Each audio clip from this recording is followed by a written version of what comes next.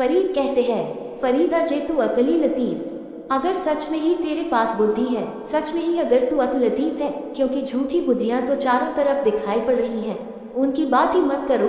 झूठी बुद्धियों ने तो इतनी ही बुद्धिमत्ता जुड़ाई है कि अज्ञान को छिपा लिया है। लेकिन अगर तू सच में ही बुद्धिमान है तो फिर पहला काम बुद्धिमानी का ये है कि तू दूसरे के खिलाफ काले अंक मत लिख, तू दूसरे की बुराई मत देख। ये बुद्धिमान का पहला लक्षण है, क्योंकि दूसरे की बुराई देखने से क्या होगा। और थोड़ा सोचना कि हम दूसरे की बुराई देखने में इतनी आतुरता, इतनी उत्सुकता क्यों लेते हैं। दूसरे की बुराई देखना स्वयं की बुराई को छिपाने का ढंग है, उसके पीछे बड़ा आयोजन है। दूसरे की बुराई देखकर तुम्हें राहत मिलती है। रोज सुबह तुम अखबार पढ़ लेते हो, देख लेते हो इतने डाके पड़े, इतनी हत्याएं की गई, तुम्हारे मन में बड़ा भाव पैदा होता है कि हम ही भले न डाका डालते हैं न हत्या करते हैं, कभी किसी की थोड़ी जेब काट ली, इतना छोटा मोटा तो करना ही पड़ेगा। जब दुनिया में इतना सब हो रहा है, जब दुनिया में इतना सब हो रहा है, बुराई देखकर तुम्हें राहत मिलती है कि मेरी बुराई क्या है, कुछ भी नहीं है, चलने दो, कोई हर्जा नहीं है। इस दुनिया में जीना है तो इतना तो चलाना ही पड़ेगा, नहीं तो मारे जाओगे। ये तो व्यावहारिक है, हम कोई बहुत बड़े काम नहीं कर रहे हैं, न तो मुजीबुर रहमान की हत्या कर रहे हैं, न फोर्ड को मारने की कोशिश कर रहे हैं, कुछ भी नहीं कर रहे हैं। अब छोटा मोटा तो चलेगा कि ग्राहक से 5 रुपये की जगह 5.5 रुपये ले लिए, 8 आने के पीछे क्या हमको नरक भेजोगे। और अगर यह सब दुनिया में चल रहा है तो नरक में हमको जगह ही कहाँ मिलेगी। सब लोग नरक में होंगे, हमारा क्यों में नंबर आने वाला भी नहीं है। दूसरे की बुराई को देखकर खुद की बुराई छोटी हो जाती है, इसलिए तुम दूसरे की बुराई भी देखते हो और दूसरे की बुराई को बड़ा करके भी देखते हो। वह तरकीब है सांत्वना की। फिर क्रांति की कोई ज़रूरत नहीं, तुम्हें बदलने की कोई ज़रूरत नहीं। जब दुनिया बदलेगी तब इस बुरी दुनिया में तो थोड़ा बुरा होना ही पड़ेगा। यहाँ शुद्ध होने का उपाय नहीं है। यहाँ संत हो गए तो मुँह सिद्ध होगे, लोग लूट लेंगे। इतनी व्यवहार कुशलता तो चाहिए ही, तो अपनी बुराई व्यवहार कुशलता मालूम होने लगती है जब सबकी बुराई दिखाई पड़ती है। संत अगस्तीन एक ईसाई फकीर हुआ। उसने कहा है, हे परमात्मा, जब मैं दूसरों की बुराई देखता हूँ तो मुझसे पुण्यात्मा कोई जगत में नहीं दिखाई पड़ता, और जब मैं अपनी बुराई देखता हूँ तो मुझसे बड़ा पापी कोई दिखाई नहीं पड़ता। अब मैं क्या करूँ, मैं किस तरफ देखूँ। मूल दूसरे की तरफ देखेगा, क्योंकि वह मुफ्त में पुण्यात्मा हो जाने का मजी है, बिना पुण्यात्मा हुए पुण्यात्मा हो जाने की सुविधा है। उसमें दूसरे का पाप देखो। तुमने कहानी सुनी है, अकबर ने एक लकीर खींच दी अपने दरबार में और कहा अपने दरबारियों को, इस लकीर को बिना छुए छोटी कर दो। अब लकीर बिना छुए छोटी कैसे हो। दरबारियों ने बहुत सिर पचाया, वह न हो सकी। बीरबल उठा और उसने एक बड़ी लकीर उसके नीचे खींच दी। उस लकीर को छुआ भी नहीं, बड़ी लकीर नीचे खींचते ही वह छोटी हो गई। जो बीरबल ने किया वही तुम कर रहे हो, वही पूरा संसार कर रहा है। अपनी लकीर को छोटा दिखाने के लिए दूसरे की लकीर को बड़ा खींच दो, इतना बड़ा खींच दो, सारी दुनिया के पापों का पता लगा लो, फिर तुम्हें अपने पाप दिखाई ही न पड़ेंगे। तुम तो करीब करीब शुद्ध बुद्ध मालूम होने लगोगे, क्योंकि पाप या पुण्य तुलनात्मक है। अगर सारा जगत अंधकार में डूबा है तो तुम्हारा टिमटिमाता मिट्टी का दिया भी काफी प्रकाश है। अगर सारा जगत सूर्य के प्रकाश में है तो तुम्हारा मिट्टी का दिया प्रकाश नहीं है, अंधकार है। तुलना की बात है। फरीद कहता है, उसने ठीक सूत्र दे दिया है, वह बुद्धिमान आदमी के लिए असली सूत्र है। जो यह न कर रहे हो वे बुद्ध हैं। फरीदा जे तू अकली लतीफ़, अगर तू सच में ही बुद्धिमान है, अगर तू तेज अक्ल रखता है तो दूसरे के खिलाफ काले अंक मत लिख, क्योंकि वह अपने को धोखा देने के अतिरिक्त और कुछ भी नहीं है। और फिर जितना ही हम दूसरे के खिलाफ काले अंक लिखते हैं, उतना ही धीरे धीरे ऐसा एहसास होता है कि मेरी कमियों के लिए भी दूसरे जिम्मेवार हैं, मेरी भूलों के लिए भी सारा संसार जिम्मेवार है। मैं अकेला बदलना भी चाहूँ तो कैसे बदलूंगा। पश्चिम में इन 100 वर्षों में एक बहुत महत्वपूर्ण घटना घटी है। वह घटना यह है कि मार्क्स ने एक यात्रा शुरू की, विचार का एक नया दर्शन शुरू किया। वह बहुत नया नहीं है, नया दिखाई पड़ता है। ऐसे तो प्रत्येक मनुष्य के भीतर मूलता का वही दर्शन है। मार्क्स ने ये कहा कि अगर तुम दुखी हो, परेशान हो, चिंतित हो तो समाज की आर्थिक स्थिति और व्यवस्था जिम्मेवार है, तुम जिम्मेवार नहीं हो। अगर तुम चोर हो, बेईमान हो, भ्रष्टाचारी हो तो समाज की आर्थिक व्यवस्था जिम्मेवार है, तुम जिम्मेवार नहीं हो। क्या करोगे तुम। जहाँ शोषण चल रहा है वहाँ तुम्हें चोर होना ही पड़ेगा। मार्क्स ने चोरों के मन को बड़ी राहत दे दी। ईर्ष्या तो स्वाभाविक है। जहाँ कुछ लोगों के पास ज़्यादा है और कुछ लोगों के पास कम है, वहाँ ईर्ष्या तो होगी ही। इसलिए ईर्ष्या से छुटकारे का कोई उपाय नहीं है जब तक कि संपत्ति का समान वितरण न हो जाए। मार्क्स ने मनुष्य के मन की बहुत सी बीमारियों को सुरक्षा दे दी, सहारा दे दिया। बुद्ध कहते हैं महत्वाकांक्षा छोड़ो। मार्क्स कहता है महत्वाकांक्षा छूट कैसे सकती है जहां और शेष सारा जगत महत्वाकांक्षी है, तुम ही पिट जाओगे। बुद्ध कहते हैं ईर्ष्या न करो। मार्क्स कहता है ईर्ष्या तो होगी ही जब तक कि संपत्ति का समान विभाजन नहीं हो जाता। जब तक किसी के पास ज़्यादा है तब तक मैं कैसे शांत हो सकता हूँ? अशांति तो रहेगी। फिर मार्क्स ने जो किया उससे भी बड़ा काम फ्रॉइड ने किया। फ्रॉइड ने लोगों को बताया कि तुम क्या कर सकते हो। तुम्हारे माँ बाप ने जन्म के साथ ही तुम्हारे मन को संस्कारित कर दिया है, जिम्मेवारी उनकी है। अगर तुम हत्यारे बन गए तो इसका कारण जरूर तुम्हारे माँ और पिता के संस्कारों में है। हो सकता है माँ ने तुम्हें भरपूर दूध नहीं दिया, तुम्हें क्रोध पैदा करवा दिया। हो सकता है माँ बाप ने तुम्हें बचपन में प्रेम नहीं दिया, और जिस बच्चे को प्रेम नहीं मिलता उसकी विध्वंस की आकांक्षा पैदा हो जाती है। तो कसूर तो तुम्हारे माँ बाप का है। और माँ बाप से भी पूछो तो उनका भी क्या कसूर है, वह उनके माँ बाप का है, और उनके माँ बाप का कसूर किसी का भी नहीं है। अगर इसको ठीक से समझो तो अगर परमात्मा ने संसार बनाया है तो उसी का कसूर है, क्योंकि वही पहला बाप है। मार्क्स ने कहा कि अगर किसी बच्चे को बदलना हो तो उसके परदादाओं को बदलना जरूरी है। अब ये तो हो ही नहीं सकता। तो किसी बच्चे को बदलना हो तो तुम्हारे बाप के बाप और उनकी माँ और माँ के बाप और माँ की माँ, उनको बदलना पड़ेगा। वे तो कब्र में होंगे। अगर उनको कब्र से भी निकाल लो तो बदलने को राजी न हो। अगर जिंदा भी हो तो वे आखिरी घड़ी में होंगे जहाँ की बदलाहट नहीं होती। और मार्क्स ने कहा कि 7 साल की उम्र तक तो सब संस्कार तय हो जाते हैं, फिर कुछ किया नहीं जा सकता। इसलिए फ्रॉइड ने और भी सहारा दे दिया।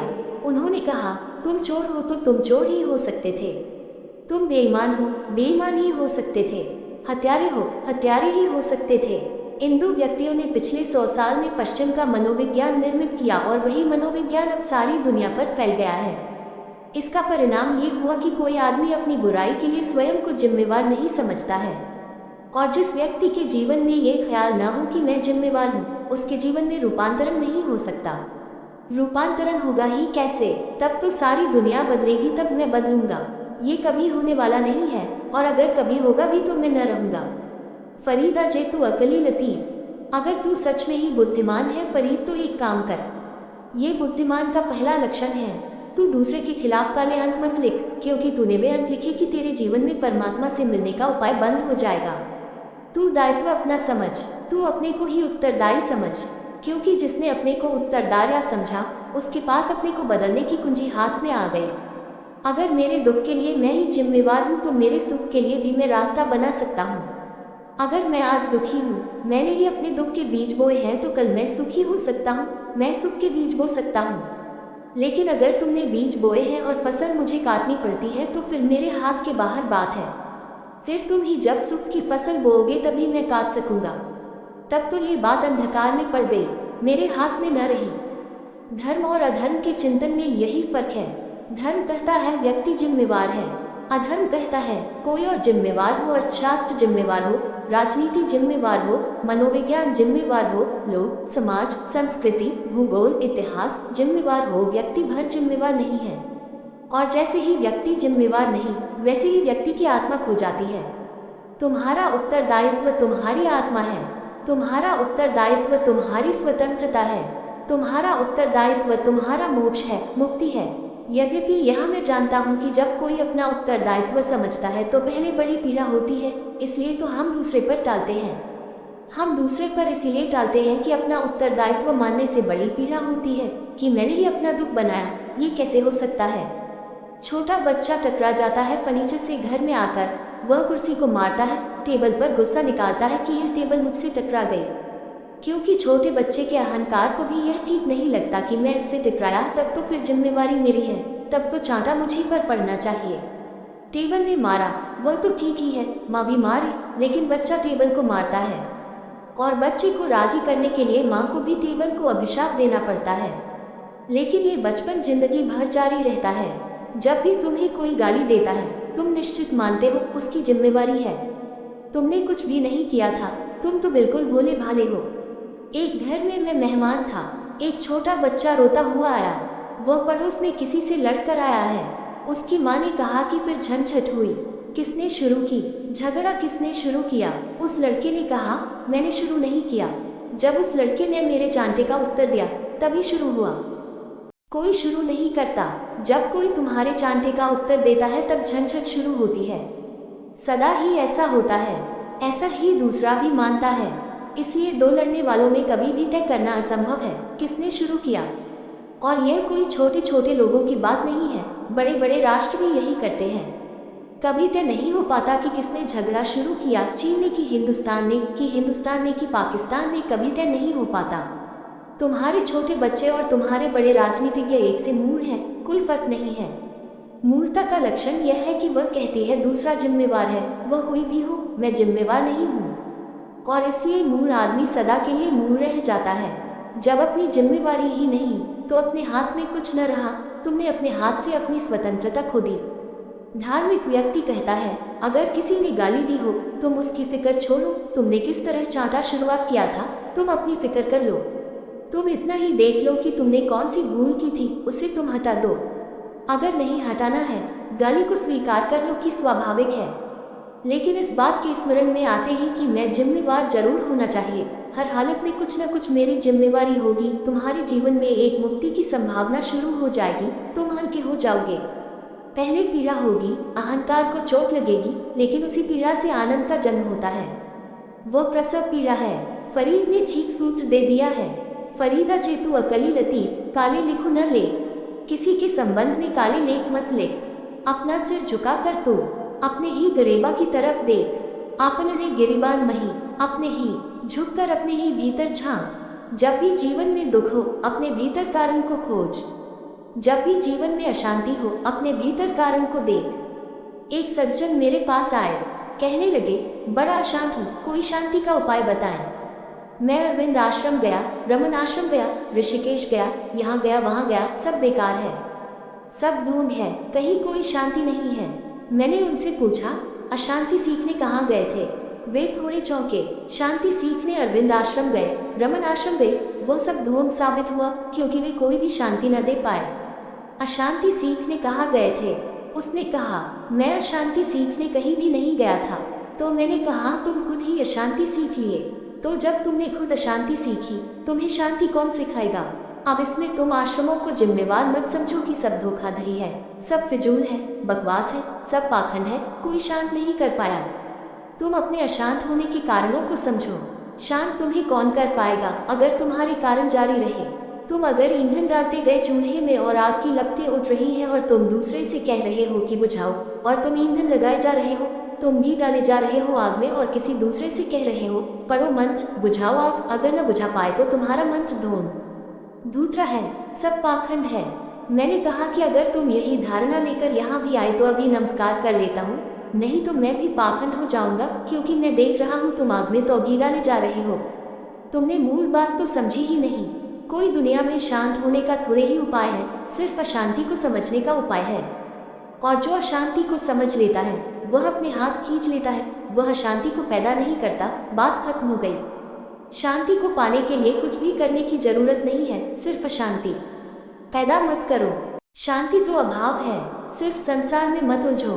परमात्मा को पकड़ने का कोई उपाय नहीं है, सिर्फ संसार में मत उलझो। परमात्मा तो मिला ही हुआ है, जिसे तुमने कभी नहीं खोया वही परमात्मा है।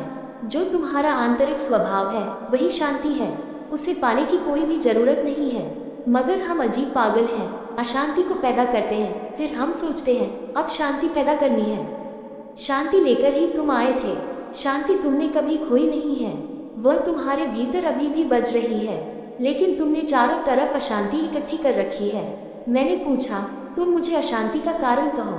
उसने कहा कि वह लंबी कथा है, उसमें क्या सार है, आप शांति का उपाय बता दें। मैं कोई शांति का उपाय जानता नहीं, एक ही उपाय जानता हूँ, और वही कि तुमने अशांति पैदा की है, उसे ठीक से समझना होगा और अब आगे पैदा मत करो। अशांति ऐसे ही है जैसे आदमी साइकिल चलाता है, पैडल मारता है, पैडल मारो तो साइकिल चलती है, मत मारो तो रुक जाती है, अपने आप गिर जाएगी। अशांति को भी पैडल मारने पड़ते हैं। एक बात ठीक से ख्याल में आ जाए कि मैं ही मेरे होने का जिम्मेवार हूँ, तुम्हारे जीवन में क्रांति का पहला कदम उठ गया। फिर तुम्हें कोई बदलने से रोक नहीं सकता। हाँ, अपनी तरफ देखना जरूरी है। आंखों को खर्च मत कर डालो दूसरों को देखने में। आंखों को अपने गरेबा की तरफ लगाओ। अपने को पहचानो। आंख का पहला उपयोग अपने को पहचानना है। अपने को जिसने पहचान लिया वह सभी को पहचान लेगा, और जो अपने को पहचान न पाया वह किसी को भी न पहचान पाएगा। अभी हमारी सारी चेष्टा क्या है? सारी चेष्टा यह है कि दूसरे की बुराई को देखें और अपनी भलाई को दिखाएं। जो भलाई नहीं है वह दिखाएं, और जो बुराई नहीं है उसको भी देखें। अभी हमारी चेष्टा यह है। ये बड़ी मूर्तापूर्ण स्थिति है। फरीदा जेतु अकली लतीफ काले लिखु न लेख, आपने गिरिबान मही सिर नीवा करी देख। फरीदा जो ते मारनी मुकिया तिन्हा न मारे घूमी। फरीद, लोग अगर तुझे मुकों से मारे तो बदले में तू उन्हें मत मार। तू तो उनके कदमों को चूम कर अपने घर चला जा। आपने घरी जाए पैर तिन्हा दे चुम्मी। जीसस हो कि बुद्ध की फरीद, सभी सयानों का एक मत है। सभी सयाने एक मत, और वह ये है कि अगर दूसरा तुम्हें मारे तो पहले तो तुम ये समझ ही लेना कि जाने अनजाने तुमने उसे मार दिया होगा।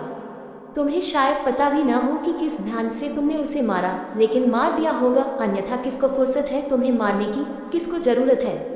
कई बार तो ऐसा होता है कि तुम किसी की भलाई भी करते हो और उसमें भी तुम मार देते हो।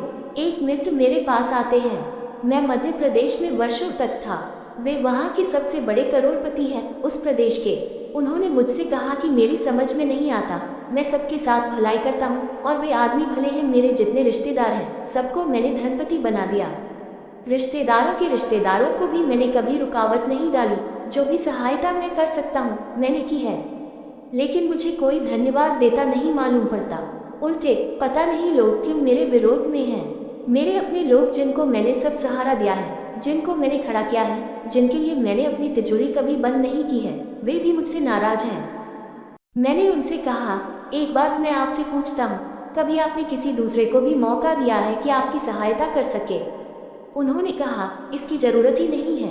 मौके का क्या सवाल है, इसकी ज़रूरत ही नहीं है। मेरे पास सब है। मैंने कभी किसी के सामने हाथ नहीं फैलाए। तो मैंने कहा, मैं समझ गया, अड़चन कहाँ है। जब भी तुमने किसी को दिया होगा तब तुम्हारी यह कर कि मैंने कभी किसी के सामने हाथ नहीं फैलाए। मैं सदा देने वाला हूँ, लेने वाला नहीं, यह कर मार गई। उस आदमी के मन में इतनी पीड़ा तुम छोड़ दिए हो। दिया तुमने बहुत है, इसमें कोई शक नहीं है। मुझे भी पता है, तुम्हारे रिश्तेदारों को भी। मैंने कहा, मैं जानता हूँ, उनको तुमने दिया है, ये वे भी स्वीकार करते हैं। लेकिन तुम्हारे देने में इतनी अकड़ थी और इतना अहंकार था। तुम्हारे देने में तुम इतने ऊंचे थे और उनको तुमने कीड़े मकोड़े की तरह कर दिया। तुमने कभी उन्हें अवसर न दिया कि वे भी कभी ऊपर हाथ उठाकर तुम्हें कुछ दे पाते। कोई छोटी चीज़ की तुम बीमार पड़े होते और तुमने उन्हें कहा होता कि आओ 2 घड़ी मेरे पास बैठ जाओ। तुम्हारे बैठने से मुझे राहत मिलती है।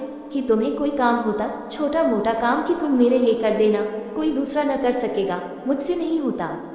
तुमने कभी छोटे छोटे मौके उन्हें दिए होते कि वे भी सहायता कर सकते।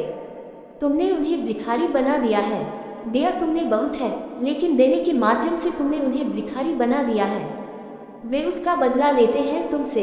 वे बदला लेकर रहेंगे। तुम उनके दुश्मन हो। कहावत है, नेकी कर और कुएं में डाल। उसका मतलब इतना ही है कि भलाई करना, लेकिन याद मत रखना कि भलाई की। भलाई करना करते वक्त ख्याल भी मत लाना कि भलाई कर रहे हो। वस्तुतः भलाई करना, लेकिन ये भी अपेक्षा मत करना कि दूसरा धन्यवाद दे। और भी अगर तुम ठीक से समझो तो भलाई करना और उसको धन्यवाद देना कि तेरी बड़ी कृपा है कि तूने सेवा का एक मौका दिया। और यह बातचीत की बातचीत ना हो, यह हार्दिक हो। नहीं तो भलाई भी चांटा मार जाती है, उसका भी बदला मिलेगा। जिंदगी बड़ी उलझी है और आदमी बड़ा अंधा है। सभी बुद्ध पुरुषों ने ये कहा है। फरीदा जो ते मारनी मुकिया तिन्हा न मारे घुन्मी। जो तुम्हें मारे उन्हें घूम कर जवाब मत देना, उन्हें मारना मत। क्यों? क्योंकि वे तुझे मार ही रहे हैं, इसलिए कि तूने किसी जाने अनजाने क्षण में उन्हें कभी मारा होगा, इस जन्म में, किसी और जन्म में। कथा लंबी है, हम यहाँ नए नहीं हैं। हम पहली दफ़ा यहाँ नहीं हैं, बहुत बार यहाँ रहे हैं। जिनसे हम संबंधित हैं उनसे हमने बहुत तरह के संबंध बनाए और मिटाए। उनको कभी तूने मारा होगा। बुद्ध बैठे हैं एक शिलाखंड के पास और देवदत्त ने, उनके चचेरे भाई ने उन्हें मारने की व्यवस्था की है। उसको बड़ी पीड़ा थी। वह सोचता था, मैं खुद बुद्ध पुरुष हूँ, और उससे बड़ी अड़चन थी क्योंकि वह बड़ा चचेरा भाई था, बुद्ध से उम्र ज्यादा थी। और यह बुद्ध अचानक गुरु हो गया, हमारे देखते देखते गुरु हो गया। और इसको क्या पता है जो हमको पता नहीं है। और वह पंडित था, और अगर दोनों परीक्षा देते तो शायद बुद्ध हारते और वह जीतता। शास्त्र का उसे ज्ञान था। बुद्ध का शास्त्र का ज्ञान न के बराबर है, अपना ज्ञान परम है, शास्त्र का ज्ञान कुछ खास नहीं है, उसकी कोई जरूरत नहीं है। जिसके पास हीरे हैं वह कंकड़ पत्थर क्यों इकट्ठे करे। लेकिन देवदत्त को बड़ा शास्त्रीय ज्ञान था, वह चाहता था बुद्ध को मिटा दे तो वह एक छत्र गुरु हो जाए। उसके भी कुछ शिष्य मिल गए थे उसको। दुनिया में इतने मूढ़ हैं कि मूढ़ से मूढ़ आदमी को भी शिष्य मिल जाते हैं, इसलिए उसमें कुछ परेशान होने की बात नहीं है, कुछ बड़ा ज्ञानी होने की जरूरत नहीं है शिष्य पाने को। सच तो यह है कि अगर तुम ज्ञानी हो तो शिष्य मिलना थोड़ा मुश्किल हो जाएगा, क्योंकि शिष्य को भी तुम्हारी तरफ यात्रा करनी पड़ेगी। अगर तुम मूढ़ हो, तुम उनके साथ ही खड़े हो, कहीं यात्रा नहीं करनी है। अगर तुम मूढ़ हो तो मूढ़ शिष्यों से तुम्हारा ठीक संबंध बैठ जाएगा, क्योंकि तुम्हारे कृत्यों में और उनकी समझ में तालमेल होगा। देवदत्त को भी शिष्य मिल गए थे। उसने आकर एक पत्थर ऊपर से सरका दिया पहाड़ से। बड़ी चट्टान थी, करीब करीब बुद्ध के करीब से पत्थर गुजर गया, 2 इंच और इस तरफ की बुद्ध समाप्त हो जाते। शिष्यों ने बुद्ध से कहा, अब ये जरा अति हो गई, अब कुछ करना पड़ेगा। बुद्ध ने कहा, चुप, करने की बात ही मत सोचना, पहले मैंने किया था उसका फल भोग रहा हूँ, अब और आगे करने का हिसाब मत रखो, नहीं तो फिर आना पड़ेगा। ये निपटारा हुआ, मेरा मन हल्का हुआ। कभी मैंने इस देवदत्त को बहुत दुख दिया था, ये तो सिर्फ हिसाब किताब पूरा हो रहा है। बुद्ध न मरे तो उसने एक पागल हाथी बुद्ध के खिलाफ छोड़ दिया। वह पागल हाथी बिल्कुल पागल था, उसको बस में करना मुश्किल था। वृक्षों को उखाड़ कर फेंक देता, लोगों को कुचल डालता, उसको छोड़ दिया। लेकिन वह पागल हाथी बुद्ध के सामने आकर झुककर खड़ा हो गया। बुद्ध के शिष्यों ने कहा, ये तो बड़ा चमत्कार है। बुद्ध ने कहा, कुछ चमत्कार नहीं है, इस हाथी के साथ कभी मैंने भला किया था, किन्हीं अतीत जन्मों की बात है। ये भी चुपतारा हो गया, क्योंकि बुरा भी बांधता है, भला भी बांधता है। जब तक इस हाथी से लेन देन पूरा न हो जाता तब तक फिर मुझे रहना पड़ता। इस जिंदगी में सबसे निपटारा कर लेना है, ताकि फिर आने की कोई जरूरत न रह जाए। फरीदा, जो मैं मारनी मुकिया तिन्हा न मारे घूमी, लौट कर मत मारना, क्योंकि पहले ही तूने मारा है, उसका ही तो यह बदला है। लोग तुझे मारे तो बदले में मत मार। तू अनेक कदमों को चूम कर अपने घर चला जा, तू उन्हें धन्यवाद दे, हिसाब किताब पूरा हो गया, अब तुम भी मुक्त, मैं भी मुक्त। तू चूम कर उनके पैरों को अपने घर चला जा, हिसाब किताब को समाप्त करते वक्त बड़े प्रेमपूर्ण ढंग से समाप्त कर दे, क्योंकि जरा भी तूने प्रतिक्रिया की तो फिर सिलसिला शुरू हो जाता है। ये बड़ा गहरा गणित है, जीवन के शास्त्र का गणित है। अगर कोई तुम्हें दुख दे रहा है, तुमने दिया होगा, अब चुपचाप निपटारा कर लो, अब नई श्रृंखला मत बनाओ, उसे धन्यवाद दो कि निपटारा हो गया, हमने तेरे साथ किया, तूने हमारे साथ किया, बात पूरी हो गई, अब हम विदा हो सकते हैं, अब हमारे बीच कोई धागा नहीं बंधा हुआ है। फरीद, जब तेरे कमाने के दिन थे तब तो तू दुनिया के रंग में रंगा हुआ था। मौत की नींव लेकिन मजबूत है, खेत के भरते ही वह लादनहार लेकर चल देगा। फरीदा जा तो खट्टन वेल, जब तू जवान था, युवा था, शक्ति से भरा था, जब तेरे कमाने के दिन थे, कौन सी कमाई, परमात्मा को कमाने की कमाई, परमात्मा को कमाने के जब तेरे दिन थे, वे तो दुनिया के रंग में गंवा दिए। अब बहुत थोड़े पल बचे हैं, अब इनको लड़ने झगड़ने में मत उलझा। अब कोई गाली देता है, इसके कारण तू अपनी प्रार्थना में बाधा मत डाल, इसके कारण तू प्रार्थना को व्यथित मत होने दे। अब कोई पत्थर मारता है, इस कारण तू अपनी आत्मा को डुबाने में मत लग जा। अब इन छोटी बातों में उलझने का समय न रहा। जब दिन थे, समय था, शक्ति थी, तब तो तू दुनिया के रंग में रंगा रहा। अब तो विदाई का वक्त आ गया, मौत मजबूत है, वह करीब आ रही है, खेत के भरते ही वह लादनहार लेकर चल देगा। खप भरने के करीब है, किसी भी क्षण यात्रा शुरू हो जाएगी। अब वक्त नहीं है कि गालियों के जवाब गालियों से दिए जाएं, कौंटों के जवाब कौंटों से दिए जाएं, ईंटों के जवाब पत्थरों से दिए जाएं। अब वक्त नहीं है, अब मौत करीब आ गई है। ऐसे तो जिंदगी राग रंग में बिता दी है, परमात्मा को न कमा पाया। अब इन आखिरी क्षणों को व्यर्थ के लेन देन के उलझाव में मत लगा। कोई गाली दे, कोई मारे, तू पैर चूमकर अपने घर आ जा। फरीदा जा तो खट्टन वेलता तू रत्ता दुनी सियो, तब तू सारी दुनिया में रत रहा, उलझा रहा। मत सवाई नहीं, अब मौत करीब आती है और मौत बड़ी मजबूत है, उससे बचने का उपाय नहीं है। जा भरिया ताल लदिया, और जब लगना पूरा हो जाएगा मौत की नाव भर जाएगी, यात्रा शुरू हो जाएगी। देखो फरीदा जूथिया, दाढ़ी हुई भूर। फरीद देख तो जरा, यह क्या हुआ? तेरी दाढ़ी सफेद हो गई है। अगहू नेड़ा आया, पिछा रहिया दूर, आगा नजदीक आ गया, पीछा बहुत पीछे छूट गया। जंग तो बहुत पीछे छूट गया, मौत करीब आ गई। देख फरीदा, क्या हुआ? तेरी दाढ़ी सफेद हो गई, फल पक गए, जीवन पूरा होने के करीब आ गया। अब समय नहीं है छोटी छोटी बातों में उलझाव करने कर, अब गालियों के उत्तर देने का मौका नहीं है, न घूमकर मारने की सुविधा है। वह सब हो गया, अब तू जा। देखो फरीदा जूथिया, दाढ़ी हुई भूर। अगहू नेड़ा आया, पिछा रहिया दूर। फरीदा, देख तो जरा ये क्या हुआ? शक्कर भी विष हो गई। अपने स्वामी को छोड़कर अब मैं और किसे अपना दुखड़ा सुनाऊं? देखो फरीदा जूथिया, सकर हुई विसु। साई बाजू आपने, विघ्नो कहिए किसु। जिस जिस को भी अमृत समझा जीवन में वह सब विष हो गया। जहाँ जहाँ मिठास पाए वहाँ वहाँ जहर हो गया। जिन जिन को सुख जाना वहाँ वहाँ दुख के सिवाय कुछ भी न मिला। जहाँ स्वर्ग समझकर दरवाजे खटखटाए वहाँ नरक पाया। देख फरीदा, यह क्या हुआ? शक्कर भी विष हो गई। अब अपने स्वामी को छोड़कर और किसे अपना दुखड़ा सुनाऊं? यहाँ तो कोई दुखड़े को समझेगा भी नहीं। यहाँ तो किससे कहना, यहाँ तो अंधों से प्रकाश की चर्चा हो जाएगी। यहाँ तो मैं दुखड़ा रोऊंगा तो लोग हंसेंगे कि पागल हुआ है। यहाँ तो लोग कहेंगे खाओ पियो मौज करो, यही तो जीवन है। और परमात्मा कहाँ है? किस दुख के लिए रो रहे हो? किस सुख की बात कर रहे हो? किस शांति की यात्रा पर चले हो? यहाँ कोई तीरथ नहीं है। 4 दिन की जिंदगी है, जितनी जल्दी भोग लो, जितना ज्यादा भोग लो उतना उचित है। ये सपनों की बातें मत करो। फरीद जैसे लोग सदा ही सांसारिकों को पागल मालूम पड़े हैं। स्वाभाविक भी है, क्योंकि वे जिस सुख की बात करते हैं उसका हमें कोई स्वाद नहीं है। वे जिसको दुख कहते हैं उसको ही हम सुख मानकर अभी जी रहे हैं। जब हमें होश आएगा तब शायद हमको भी समझ में आए, लेकिन तब तुम भी पागल की हालत में हो जाओगे। अपनों को भी समझाओगे, वे भी सुनेंगे। बाप बेटे को समझाता है, कुछ सार नहीं है इन बातों में, लेकिन बेटा समझ नहीं पाता, क्योंकि बेटे को भी जब अनुभव होगा तभी समझ आएगी। बल्कि बेटा मन में ये सोचता है, खुद तो खूब भोग कर बैठ गए, अब दूसरों को समझा रहे हो कि सार नहीं है। बाप को भी इसके बाप ने समझाया था कि कुछ सार नहीं है। ये भी ऐसे ही बेरुखे मन से सुना था। जवानों को बूढ़ों की शिक्षा ठीक नहीं मालूम पड़ती, ठीक तो दूर अरुचिकर मालूम पड़ती है। अरुचिकर भी दूर बड़ी अपमानजनक मालूम पड़ती है। जवान बूढ़ों से बात नहीं करना चाहते, क्योंकि जवानी की भाषा और आंखों में इंद्रधनुष समाये हैं, मन में बड़े सपने हैं। रोआ रोआ पागल है वासना से। और तुम परमात्मा की बात करो, प्रार्थना की बात करो, मंदिर मस्जिद गुरुद्वारे की बात करो, जंचती नहीं है। अभी दुनिया से मन भरा कहाँ है?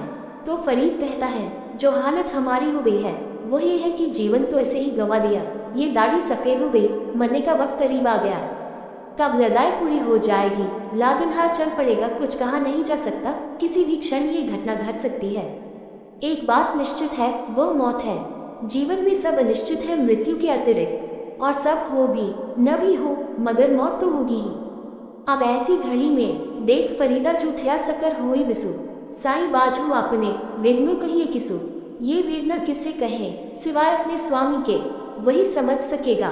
जब तुम्हारे जीवन में समझ आती है तो सिवाय परमात्मा को छोड़कर और किसी से बात करने में अर्थ नहीं रह जाता। प्रार्थना का यही अर्थ है, तुम अपने परमात्मा से बात करते हो, वह समझेगा। अगर वह न समझेगा तो फिर तो कोई भी न समझेगा।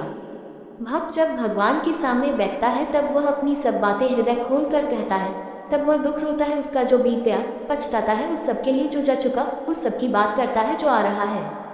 वह अपने जीवन के सपनों की बात करता है जो झूठे सिद्ध हुए, और उन सत्यों की बात करता है जिनकी झलक अब मिलनी शुरू हुई है। परमात्मा के अतिरिक्त ये बातें किसी से कही नहीं जा सकती। धन्य भागी है वे लोग जिन्हें कोई गुरु मिल जाए। गुरु का अर्थ है मनुष्य के रूप में परमात्मा। वह मनुष्य भी है, वह तुम्हारे भूलों और तुम्हारे दुख को भी समझ पाएगा, और वह परमात्मा भी है। वह तुम्हारे दुख और भूलों को केवल समझ ही न पाएगा, केवल तुमसे सहानुभूति हो न कर पाएगा, बल्कि तुम्हें मार्गदर्शन भी दे सकेगा। लेकिन अगर गुरु न मिले, जो कि आसान नहीं है, क्योंकि 100 गुरुओं के द्वार खटखटाओगे, 99 गलत सिद्ध होंगे। बिल्कुल स्वाभाविक है। संसार में जहाँ असली सिक्के होते हैं, खोटे सिक्के भी चलते हैं और खोटा ज्यादा चलता है। तुम्हारे खीसे में भी अगर एक असली सिक्का हो और एक खोटा, तो तुम पहले खोटे को चलाने की कोशिश करते हो। असली तो कभी चल जाएगा।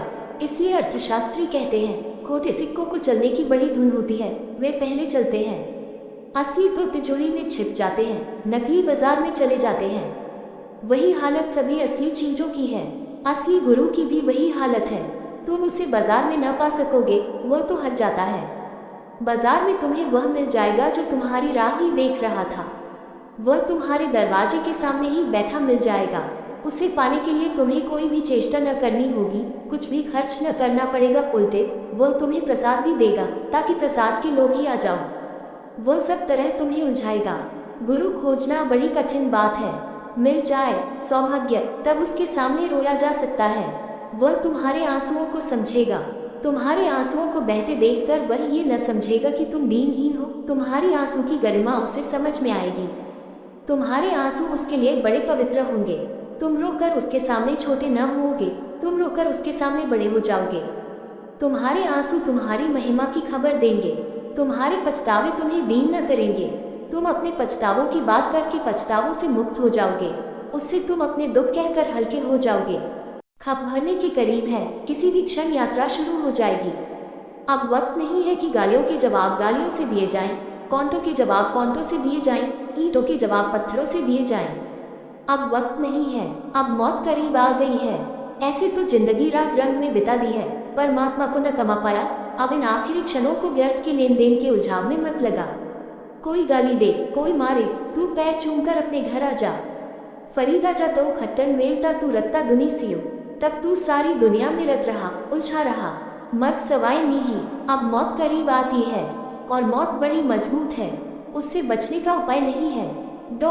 जा भरिया ता लदिया, और जब लगना पूरा हो जाएगा, मौत की नाव भर जाएगी, यात्रा शुरू हो जाएगी। देखो फरीदा जूथिया, दाढ़ी हुई भूर। फरीद देख तो जरा, यह क्या हुआ?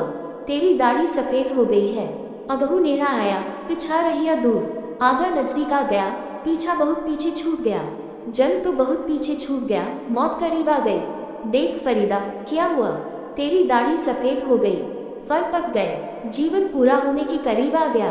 अब समय नहीं है छोटी छोटी बातों में उलझाव करने कर। अब गालियों के उत्तर देने का मौका नहीं है, न घूमकर मारने की सुविधा है। वह सब हो गया, अब तू जा। देखो फरीदा जूथिया, दाढ़ी हुई भूर। अगहू नेड़ा आया, पिछा रहिया दूर। फरीदा, देख तो जरा ये क्या हुआ? शक्कर भी विष हो गई। अपने स्वामी को छोड़कर अब मैं और किसे अपना दुखड़ा सुनाऊं? देखो फरीदा जूथिया, सकर हुई विसु। साई बाजू आपने, विघ्नो कहिए किसु। जिस जिस को भी अमृत समझा जीवन में, वह सब विष हो गया। जहाँ जहाँ मिठास पाए, वहाँ वहाँ जहर हो गया। जिन जिन को सुख जाना, वहाँ वहाँ दुख के सिवाय कुछ भी न मिला। जहाँ स्वर्ग समझकर दरवाजे खटखटाए, वहाँ नरक पाया। देख फरीदा, यह क्या हुआ? शक्कर भी विष हो गई। अब अपने स्वामी को छोड़कर और किसे अपना दुखड़ा सुनाऊं? यहाँ तो कोई दुखड़े को समझेगा भी नहीं। यहाँ तो किससे कहना? यहाँ तो अंधों से प्रकाश की चर्चा हो जाएगी। यहाँ तो मैं दुखड़ा रोऊंगा तो लोग हंसेंगे कि पागल हुआ है। यहाँ तो लोग कहेंगे, खाओ पियो मौज करो, यही तो जीवन है। और परमात्मा कहाँ है? किस दुख के लिए रो रहे हो? किस सुख की बात कर रहे हो? किस शांति की यात्रा पर चले हो? यहाँ कोई तीरथ नहीं है। 4 दिन की जिंदगी है, जितनी जल्दी भोग लो, जितना ज्यादा भोग लो, उतना उचित है। ये सपनों की बातें मत करो। फरीद जैसे लोग सदा ही सांसारिकों को पागल मालूम पड़े हैं। स्वाभाविक भी है, क्योंकि वे जिस सुख की बात करते हैं, उसका हमें कोई स्वाद नहीं है। वे जिसको दुख कहते हैं, उसको ही हम सुख मानकर अभी जी रहे हैं। जब हमें होश आएगा, तब शायद हमको भी समझ में आए। लेकिन तब तुम भी पागल की हालत में हो जाओगे। अपनों को भी समझाओगे, वे भी सुनेंगे। बाप बेटे को समझाता है, कुछ सार नहीं है इन बातों में, लेकिन बेटा समझ नहीं पाता, क्योंकि बेटे को भी जब अनुभव होगा तभी समझ आएगी। बल्कि बेटा मन में ये सोचता है, खुद तो खूब भोग कर बैठ गए, अब दूसरों को समझा रहे हो कि सार नहीं है। बाप को भी इसके बाद मैंने फ्रॉइड के संबंध में सुना है कि वह सुबह 9 बजे से लेकर रात 9 बजे तक 2500 मरीजों को मिलता था, सुनता था, बूढ़ा हो गया। तब भी एक जवान मनोवैज्ञानिक जो उसके पास शिक्षण ले रहा था, उसने एक दिन कहा कि हम तो 2-3 मरीजों के बाद थक मरते हैं, क्योंकि वही रोना, वही रात कहाँ का गंदा कचरा सब निकालते हैं। आप 9 बजे रात भी ताजे रहते हैं। फ्रॉइड ने कहा, सुनता कौन है? वह अपनी सुना रहा है, हम अपनी भीतर सुनते हैं। उसको सुनाने से सुख मिल रहा है, सुना ले।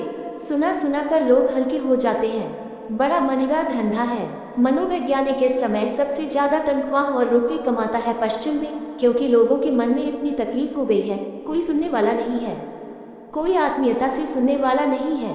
रास्ते पर लोग नमस्कार करने में डरते हैं कि कोई कुछ सुनाने न लगे। किसी के घर जाना हो तो ऐसा नहीं कि जैसा हिंदुस्तान में पहुंच गए बोरिया बिस्तर लेकर मेहमान बन गए, महीनों टिके रहे। कहीं जाना हो तो खबर देकर जाना पड़ता है, पूछकर जाना पड़ता है, और फिर भी जहां तक संभावना है वह होटल में ठहरवाएगा, घर नहीं ठहरवाएगा, क्योंकि कौन तुमसे खोपड़ी पचाएगा। होटल में ठहरो, कभी खाने पर बुला लेगा, ठीक है। रविंद्रनाथ टैगोर ने लिखा है कि एक मित्र ने, वे इंग्लैंड में थे, अपनी शादी के लिए उन्हें बुलाया, खुद की शादी के लिए बुलाया। वे बड़े प्रसन्न हुए। उनको पता नहीं था, पहली दफा इंग्लैंड गए थे, तो वे निकले उसकी शादी के लिए जाने को। लंदन से कोई घंटे भर का फासला था, नए थे, ठीक जगह न खोज पाए, तो पहुंचना था 10 बजे रात, पहुंचे 12 बजे। वहां तो सब काम समाप्त हो चुका था, शादी वादी हो चुकी थी, पार्टी वार्टी हो चुकी थी। जब दरवाजा खटखटाया, मित्र बाहर आया। उसने कहा, आप तो बहुत देर से आए। तो उन्होंने कहा, तो अब क्या करूं? मैं तो परिचित नहीं हूं, मुझे तो खोजने में देर लग गई है। तो उस मित्र ने कहा, ये होटल का नाम है, आप वहां जाकर खोज लें, अगर कोई जगह हो तो रुक जाएं। उसने ये भी नहीं कहा कि यहाँ रुक जाएं रात भर, आए उसकी ही शादी के लिए थे। उसने कहा, आप रुक जाए होटल में और सुबह आप, वहीं से स्टेशन करीब है, गाड़ी पकड़ लेना। उन्होंने लिखा है कि मेरा पहला अनुभव पश्चिम का हुआ ये कि पश्चिम में किसी को फुर्सत नहीं है, न सुविधा है, न इतना बोझ किसी के लिए लेता है। अपना ही बोझ काफ़ी है, अपना ही रोना काफ़ी है।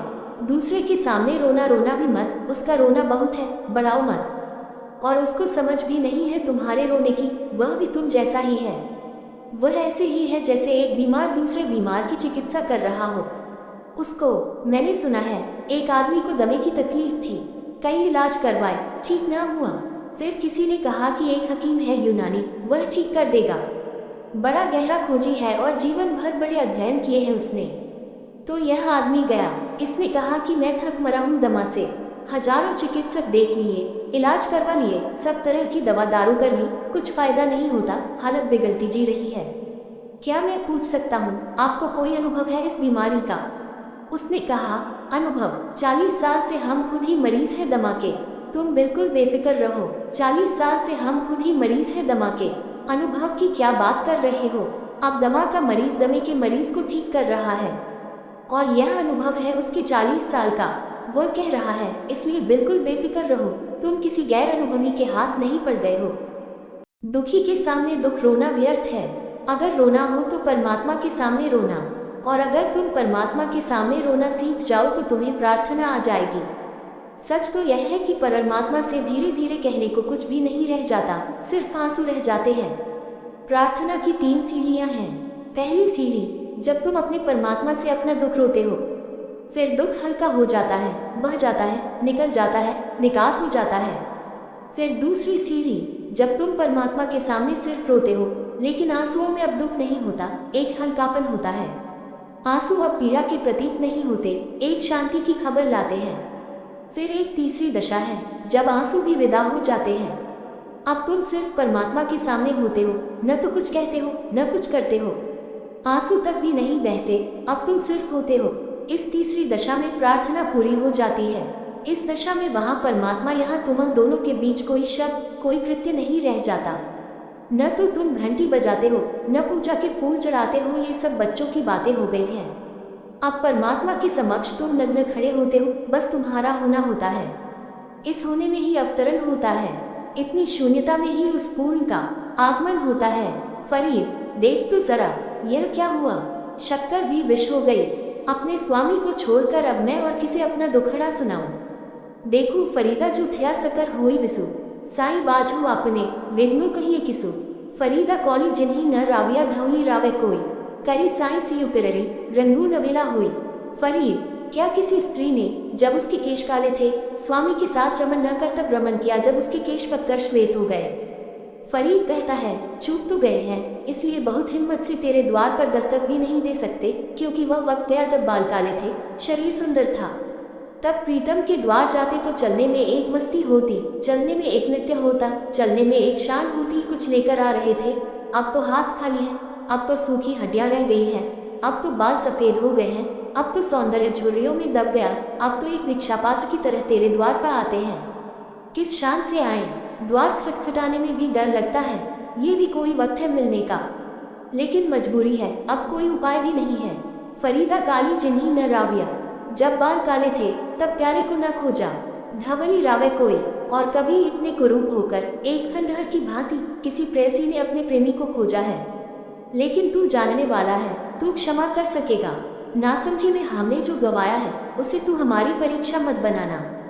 हम समय पर नहीं आए, देर हो गई है, ये हमारी भूल है, लेकिन तुझ पर हमें भरोसा है, तेरी करुणा का भरोसा है। खैर, साईं से तू अब भी प्रीति कर, जिससे कि तेरे केशों का रंग फिर नया हो जाए। हम जानते हैं कि तेरी कृपा की दृष्टि हुई तो केश क्या, आत्मा का रंग फिर नया हो जाएगा। करी साईं सी उपिररी रंगू नवेला हुई, तू हमें पुनर्जन्म दे देगा, हम तेरे भीतर से फिर पैदा हो जाएंगे, एक नए रूप में आविर्भाव होगा। तुझ पर भरोसा है, अपने तो पैर डगमगाते हैं, कुछ संपदा लेकर नहीं आ रहे हैं, कुछ दान करने को नहीं है, कुछ भेंट करने को नहीं है। मन कम पता है, पैर डगमगाते हैं, योग्यता कोई नहीं है, पात्रता कोई नहीं। यही भक्त की भाव दशा है, कुछ लेकर नहीं आ रहे हैं, सिर्फ रोते हुए आ रहे हैं, आंसुओं की भेंट है। मैं एक यहूदी फकीर मजीद के वचन पढ़ रहा था, उसके हर वचन में वह परमात्मा से कहता है कि आज मेरे सिर में दर्द है, यही तुझे भेंट करता हूँ, और तो मेरे पास कुछ नहीं है। आज मेरे पैर में तकलीफ है, यही तुझे भेंट करता हूँ, और तो मेरे पास कुछ नहीं है। आज बूढ़ा हो गया हूँ, देह जर्ज है, आज ये जर्ज देह तुझे भेंट करता हूँ, और तो मेरे पास कुछ नहीं है। जिस दिन तुम समझोगे कि तुम्हारे पास कुछ नहीं है, उसी दिन तुम्हारे पास जो भी है वह भी स्वीकार हो जाएगी। जब तक तुमने समझा है कि तुम्हारे पास कुछ है, अकड़ बाकी रही, रस्सी जल गई, अकड़ बाकी रही, तब तक तुम चाहे दुनिया का साम्राज्य लेकर भी जाओ, वह भी स्वीकार न हो सकेगी। अहंकार जिस भेद के साथ जुड़ा है वह अपवित्र हो गई। निरअहंकार भाव से तुम खाली हाथ लेकर जाना, वह स्वीकार हो जाएगी। बुद्ध के जीवन में एक उल्लेख है, एक सम्राट आया बुद्ध को मिलने, स्वभावतः सम्राट था तो उसने एक बहुमूल्य कोहनूर जैसा हीरा अपने हाथ में ले लिया। चलते वक्त उसकी पत्नी ने कहा कि पत्थर ले जा रहे हो। पत्नी ज्यादा समझदार होगी, स्त्रियां अक्सर पुरुषों से ज्यादा भावपूर्ण होती हैं, भाव की एक समझ होती है। पत्नी ने कहा पत्थर ले जा रहे हो, माना कि कितना ही मूल्यवान है, लेकिन बुद्ध के लिए इसका क्या मूल्य? जिसने सब साम्राज्य छोड़ दिया, उसके लिए एक पत्थर ले जा रहे हो, ये भेद कुछ जंचती नहीं। अच्छा तो हो कि अपने महल के सरोवर में पहला कमल खिला है मौसम का, तुम वही ले जाओ, वह कम से कम जीवित तो है। और बुद्ध कमलवत हैं, उनके जीवन का फूल खिला है, उसमें कुछ प्रतीक भी है। ये पत्थर में क्या है? ये तो बिल्कुल बंद है, जड़ है। बात तो उसे जंची, तो उसने सोचा कि एक हाथ खाली भी है, पत्थर तो ले ही जाऊंगा, क्योंकि मुझे तो इसी में मूल्य है, तो मैं तो वही चढ़ाऊंगा जिसमें मुझे मूल्य है। लेकिन तू कहती है, तेरी बात भी हो सकती है कि ठीक हो, और बुद्ध को मैं जानता भी नहीं कि किस तरह के आदमी है। तो फूल भी ले लिया, एक हाथ में कमल, एक हाथ में हीरा लेकर वह सम्राट बुद्ध के चरणों में गया। जैसे ही वह बुद्ध के पास पहुंचा और हीरे का हाथ उसने आगे बढ़ाया, बुद्ध ने कहा, गिरा दो। मन में तो बड़ी उसे चोट लगी, चढ़ा दो नहीं, बुद्ध ने कहा, गिरा दो। अभी हाथ जरा सा बढ़ाया ही था, मगर जब बुद्ध ने कहा, गिरा दो, चोट तो लगी। अहंकार को कि बहुमूल्य हीरा है, गिराने की चीज नहीं है। ऐसा हीरा दूसरा पृथ्वी पर खोजना मुश्किल है, यह मेरे खजाने का सिरमौर है। मगर अब बुद्ध के सामने न गिराए तो भी फजीहत होगी, और हजारों भिक्षु बैठे हैं और सबकी आंखें टंगी हैं। उसने बड़े बेमन से, गिराना तो नहीं चाहता था, लेकिन गिरा दिया। सोचा, शायद पत्नी ने ही ठीक कहा हो। दूसरा हाथ आगे बढ़ाया और जरा ही आगे गया था कि बुद्ध ने फिर कहा, गिरा दो। अब तो उसे जरा समझ के बाहर हो गई बात कि यह आदमी कुछ भी नहीं समझता, न बुद्धि की बात समझता है, न हृदय की बात समझा है। बुद्धि के लिए हीरा था, गणित था, उसमें हिसाब था, धन था। प्रेम कमल है, भाव हृदय है और इसको भी कहता है गिरा दो। और मेरी पत्नी तो इसके चरणों में बहुत आती है, वह इसे पहचानती है और यह उसको भी नहीं समझ पाया। मगर अब जब कहता है और जब हीर ही गिरा दिया तो अब इस कमल में क्या रखा है, 2 कौड़ी का है। उसने गिरा दिया। तब वह खाली हाथ बुद्ध की तरफ झुकने लगा। बुद्ध ने कहा गिरा दो। तब तो उसने समझा कि यह आदमी पागल है, अब कुछ है ही नहीं गिराने को, दोनों हाथ खाली हैं। उसने कहा अब क्या गिरा दूं? बुद्ध तो चुप रहे। बुद्ध के भिक्षु ने सारिपुत्र ने कहा अपने को गिर दो। हीरे और कमलों को गिराने से क्या होगा, अपने को गिरा दो, शून्यवत हो जाओ तो ही उन चरणों का स्पर्श हो पाएगा। तुम बचे, चर दूर, तुम मिटे, चरण पास। तब कहते हैं उस सम्राट को उसी क्षण बोध हुआ, वह गिर गया, वह सच ही गिर गया। जब वह उठा तो दूसरा आदमी था, वह महल का तरफ वापस न गया, वह भिक्षु हो गया, वह संन्यास्त हो गया। उस कहा जब गिरा ही दिया तो अब वापस जाने वाला न बचा। बहुत दूसर ने समझाया कि इतनी कोई जल्दी नहीं। उसने कहा अब बात ही न, जब मैं ही न रहा तो अब कौन वापस जाए, जो आया था वह अब न है। अब बुद्ध मुझ में समा गए, उनकी बांसुरी मुझे सुनाई पड़ी। जरा सा सुर इतना मधुर है तो पूरे संगीत का कैसा आनंद होगा। फरीद कहते हैं खैर साईं से तू अब भी प्रीति कर ले, उसके दरबार में देर कभी भी नहीं है। जब भी तू आया, आया ही काफी है, खाली होकर आया, खाली होकर आना ही उपाय है। ये साईं चमड़ी पर पड़ी हुई झुर्रियों को नहीं देखता, न बूढ़े की झुककर कमर को देखता है, न युवा जवानी की तरंगों को देखता है। ये साईं तो उस शून्य मन को देखता है जो सब गवा कर आया है, जो ये जानकर आया है कि सब व्यर्थ है, वही झुकने में समर्थ होकर आया है। फरीदा काली जिन्हीं न राविया धौली रावे कोई, करी साईं सी उपिररी रंगू नवेला हुई। और झुक जा और चढ़ा दे अपने को, ये तेरा डर ठीक है कि तेरे पास कुछ नहीं है, ये डर स्वाभाविक है, ये डर शुभ है कि तेरे पास चढ़ाने को कुछ नहीं है। लेकिन यही तो भक्त की भाव दशा है, यही तो चढ़ा की कला है कि कुछ चढ़ाने को नहीं है और चढ़ाता हूँ, खाली हाथ हूँ, परमात्मा तुझे भर देगा और नया कर देगा। एक जन्म है जो माँ बाप से मिलता है, वह शरीर का जन्म है। एक जन्म है जो चैतन्य से मिलता है, वह आत्मा का जन्म है। जो परमात्मा के सामने झुका वही आत्मवान हुआ। जब तक तुम उसके सामने नहीं झुके हो तब तक आत्मा सिर्फ एक सिद्धांत है, तुम उसका कोई पता नहीं। तुम्हारे भीतर अभी उसका आविर्भाव नहीं हुआ, अभी तुम आत्महीन हो, अभी तुम शरीर हो, मन हो, पर आत्मा नहीं। अभी वह बीज टूटा ही नहीं, अभी बीज अंकुर नहीं बना, अभी बीज पर वृक्ष नहीं आया, अभी वृक्ष पर फूल फल नहीं लगे। अभी आत्मा संभावना है तुम्हारी, वास्तविकता नहीं। जो शून्य होकर परमात्मा के सामने झुका वह पूर्ण हो जाता है। उस शून्य में ही पूर्ण का प्रवेश है। जगह खाली है, सिंहासन राजी है, परमात्मा प्रविष्ट हो जाता है। जहाँ तुमने अहंकार को बिठा रखा था उसी जगह उसका सिंहासन बन जाता है। ऐसी क्रांति का नाम धार्मिक क्रांति है, और धार्मिक क्रांति एकमात्र क्रांति है, बाकी सब क्रांतियाँ क्रांति के धोखे हैं। आज इतना ही। टॉप सुनने के लिए धन्यवाद। ओशो टॉप को सुनने के लिए बने रहे हमारे चैनल के साथ।